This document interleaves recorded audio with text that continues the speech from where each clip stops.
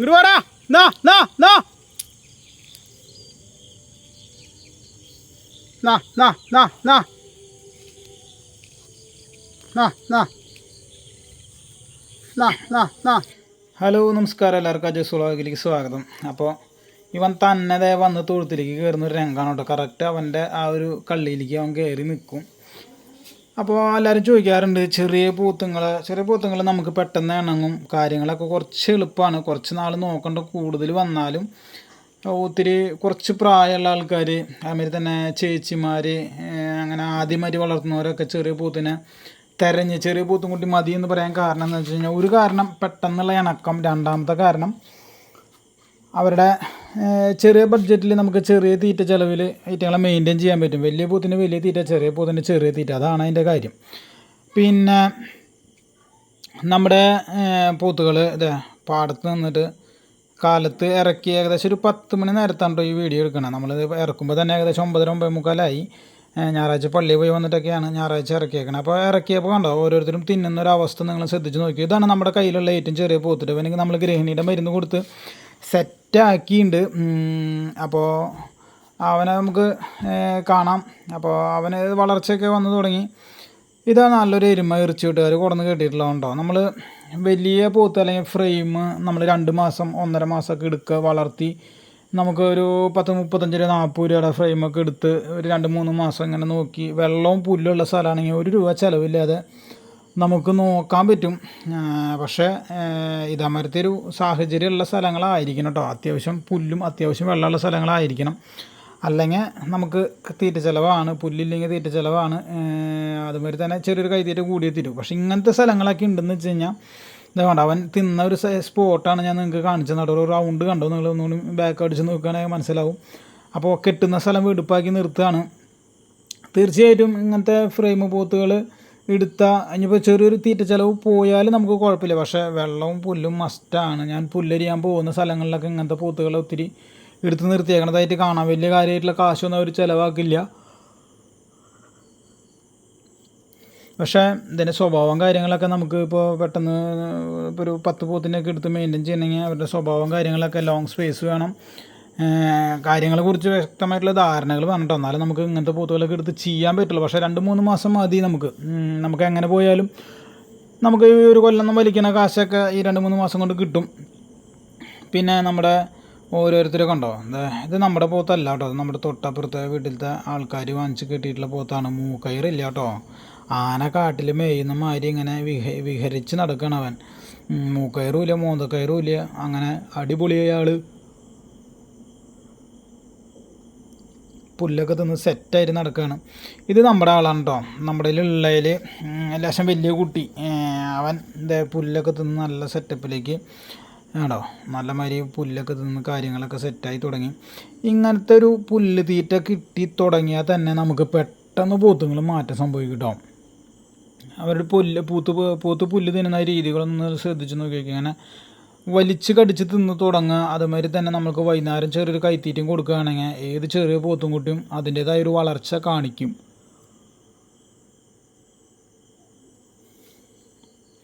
ഇതേക്കണ്ടോ, നമ്മുടെ 4 പോത്തുങ്ങളും ആദ്യഘട്ടത്തിൽ നമ്മുടെ പോത്തുങ്ങളെ കൊടുന്ന് നമ്മളൊരു 2.5-3 മാസം പ്രത്യേകിച്ചൊന്നും ചെയ്തില്ല കേട്ടോ. നമ്മൾ വലിയ പെരുന്നാൾ കഴിഞ്ഞതിന് ശേഷമാണ് നമ്മൾ ഇവരൊക്കെ നോക്കി തുടങ്ങിയത്.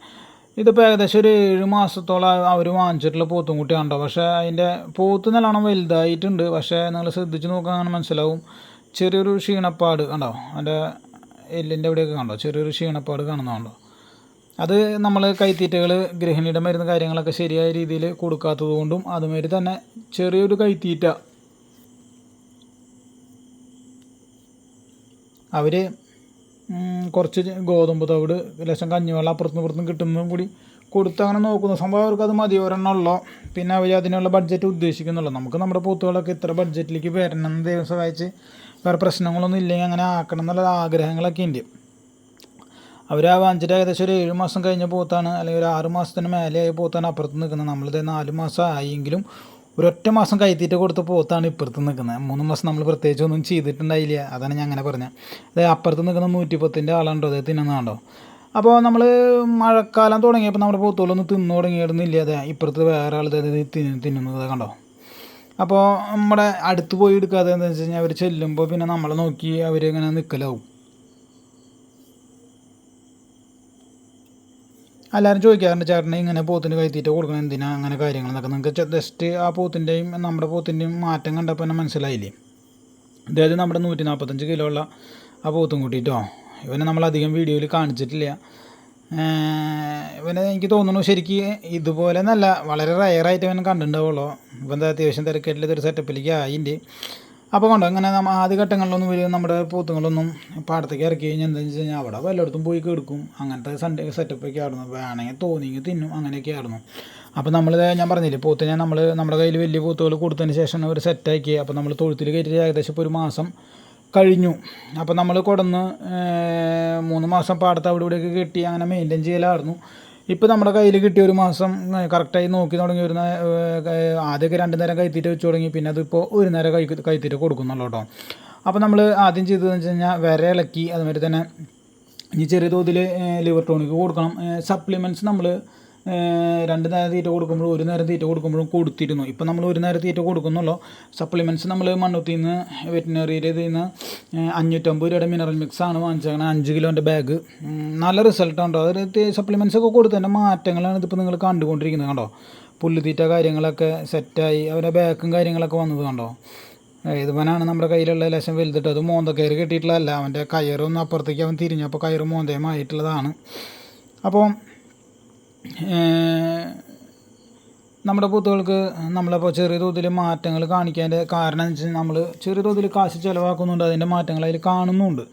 അപ്പോൾ കാശ് ചിലവാക്കിയാലാണ് നമ്മളെ സംബന്ധിച്ചിടത്തോളം നമ്മുടെ പോത്തും കുട്ടികൾ വലുതായി പോകില്ല. ഞാൻ പറഞ്ഞില്ലേ വലിയ ഇങ്ങനത്തെ ഫ്രെയിമുകളൊക്കെ എടുത്ത് 2 മാസം 3 മാസമൊക്കെ നോക്കുകയാണെങ്കിൽ 1 രൂപ ചിലവില്ലാണ്ട് നോക്കാൻ പറ്റും. അങ്ങനത്തെ ഒരു സ്ഥലവും കാര്യങ്ങളും വേണം. അപ്പോൾ അത് വിചാരിച്ച് ഇപ്പോൾ തന്നെ നമ്മൾ അങ്ങനത്തെ വലിയ പോത്തിനെ ഇവിടെ വെറുതെ കൊണ്ട് നിർത്തി കഴിഞ്ഞാൽ നമുക്ക് ഇരട്ടി പണിയാവും ചെയ്യും കേട്ടോ. അതൊരു പണിയാണ്. നമ്മൾ വെറുതെ പറഞ്ഞിട്ട് കാര്യമില്ല. ലാസ്റ്റ് ടൈമിൽ 2-3 മാസം നോക്കുന്ന മാതിരിയല്ല 8-10 മാസം നോക്കൽ. നല്ലൊരു പണിയാണ്. അപ്പോൾ ഇപ്പോഴത്തെ കണ്ടീഷനിൽ നമ്മൾ ചെറുതിനെ വലുതാക്കുന്നു. അതുപോലെ തന്നെ ഏകദേശം അങ്ങനത്തെ വളരുന്ന പോത്തുകൾ എടുത്ത് വലുതാക്കുന്നു. വലിയ പോത്തുകൾ ഇപ്പോൾ എടുത്ത് വലുതാക്കാതിരിക്കുക. അത് നമുക്ക് ഇരട്ടി നഷ്ടത്തിലേക്ക് ചെല്ലുതേ. നമ്മൾ വിളിച്ച ഒരുത്തൻ വരുന്നത് കണ്ടോ. അപ്പോൾ ഇവൻ ഭയങ്കര സൈലൻ്റാണ് കേട്ടോ. ഇവൻ ഭയങ്കര സൈലൻ്റ് എന്ന് മാത്രമല്ല, ഇവൻ ആടുന്ന ഓട്ടക്കാരൻ. അപ്പോൾ നമ്മൾ മൂക്കയറമ്മിലേക്ക് ജോയിൻ്റ് അടിച്ചിട്ടുണ്ട് ഇവൻ. അപ്പോൾ ആ ഏന്തി വലിച്ചു വരുന്ന വരവ് കണ്ടോ. തൊഴുത്തിൽ കയറാനുള്ള വരവാണ്. ബാക്കി 3 പേരും തൊഴുത്തിൽ കയറി. അപ്പോൾ അഴിച്ചിട്ട് അപ്പോൾ ഇവൻ കുറച്ച് നേരം അവിടെ തിന്നാൻ നിന്നു. അപ്പോൾ പിന്നെ വിളിച്ചതിന് ശേഷം വരുന്ന വരവാണ് നമ്മൾ കാണുന്നത്. അപ്പോൾ നമ്മൾ വീഡിയോ അവസാനിപ്പിക്കുന്നു. വീണ്ടും കാണാം പുതിയൊരു വീഡിയോ ആയിട്ട്. അപ്പോൾ നമ്മുടെ വാട്സപ്പ് ഗ്രൂപ്പൊക്കെ ഓപ്പണാണ്. ഇപ്പോൾ ഏകദേശം കുറച്ച് പേരൊക്കെ ആയി തുടങ്ങിയിട്ടുണ്ട്. അപ്പോൾ അതിൽ കൂടുതലും വളർത്തുന്ന ആളുകളാണ്. അപ്പോൾ 200 രൂപയാണ് നമ്മുടെ ഗൂഗിൾ പേ നമ്മൾ ചെയ്യിപ്പിക്കുന്നത്. അല്ലെങ്കിൽ 200 രൂപയാണ് നമ്മുടെ വാട്സപ്പിൽ നമ്മൾ അതിലേക്ക് 200 രൂപയാണ് മെമ്പർഷിപ്പിന് ആവശ്യം. അപ്പോൾ താല്പര്യമുള്ളവർ മാത്രം അതിൽ വന്നാൽ മതി. ഒരു നിർബന്ധവുമില്ല. നമ്മളാരും പ്രതീക്ഷിക്കുന്നുമില്ല. അതിൽ ആവശ്യക്കാർ മാത്രം വന്നാൽ മതി. അപ്പോൾ തീർച്ചയായും ഇതിൽ വളർത്തുന്നവർ മാത്രമേ ഉള്ളൂ. അപ്പോൾ വീണ്ടും കാണാൻ പുതിയൊരു വീഡിയോ ആയിട്ട്. നമ്മുടെ പോത്തുകളുടെ വളർച്ച എങ്ങനെയുണ്ട്, നിങ്ങൾക്കൊക്കെ മഴ കിട്ടിയോ? നമ്മുടെ പാടത്ത് ഇപ്പോൾ വെള്ളം കയറിയിട്ടുണ്ട് കേട്ടോ. അപ്പോൾ വീഡിയോ അവസാനിപ്പിക്കുന്നു. വീണ്ടും കാണാൻ പുതിയ വീഡിയോ ആയിട്ട്. എല്ലാവർക്കും ബൈ ബൈ. എല്ലാവരും പോത്തുകൾ എടുത്തോ. ചന്തയിൽ ഇപ്പോഴും നല്ല വിലയാണ് കേട്ടോ.